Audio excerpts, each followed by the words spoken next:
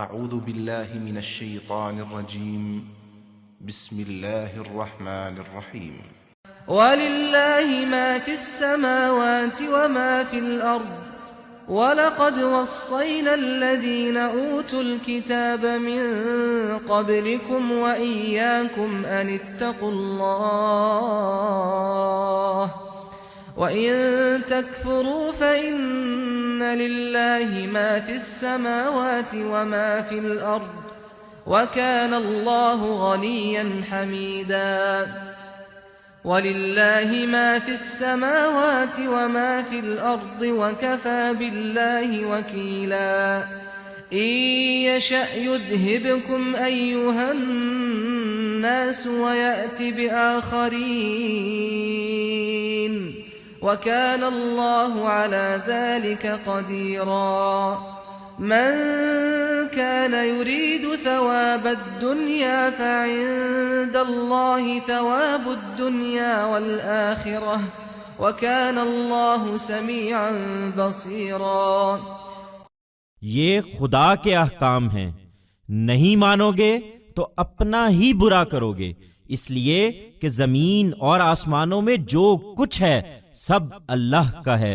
تم سے پہلے جن لوگوں کو کتاب دی گئی انہیں بھی ہم نے یہی ہدایت کی تھی، اور تمہیں بھی یہی ہدایت کر رہے ہیں کہ اللہ سے ڈرتے رہو، اور یاد رکھو کہ نہیں مانو گے تو اللہ کا کچھ نہیں بگاڑو گے، اس لیے کہ زمین اور آسمانوں میں جو کچھ ہے سب اللہ کا ہے، اور اللہ بے نیاز ہے، ستودہ صفات ہے۔ ایک مرتبہ پھر سنو کہ زمین اور آسمانوں میں جو کچھ ہے سب اللہ کا ہے، اور بھروسے کے لیے اللہ کافی ہے۔ اس لیے وہی سزاوار ہے کہ زندگی کے معاملات اس کے حوالے کیے جائیں۔ تمہاری نافرمانی کی صورت میں وہ اگر چاہے تو لوگوں تم سب کو فنا کر دے اور دوسروں کو تمہاری جگہ لے آئے۔ اللہ اس چیز پر پوری قدرت رکھتا ہے۔ اپنے مفادات کی خاطر تم اللہ کی شریعت سے فرار اختیار کرتے ہو۔ تمہیں معلوم ہونا چاہیے کہ جو دنیا کا صلہ چاہتا ہے تو دنیا کا صلہ بھی اللہ کے پاس ہے، اور جو آخرت کا صلہ چاہتا ہے تو اللہ کے پاس دنیا کا صلہ بھی ہے اور آخرت کا صلہ بھی، اور اللہ سمیع و بصیر ہے۔ These are the directives of God.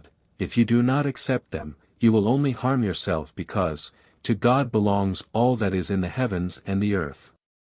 To those whom we had given the book before you, we also gave the same directive, and to you too we are giving the same directive: keep fearing God, and remember that, if you do not believe, you will cause no harm to God, because whatever is in the heavens and the earth belongs to God, and God is self-sufficient, worthy of praise. Listen once again. To God belongs all that is in the heavens and the earth, and sufficient is God to trust.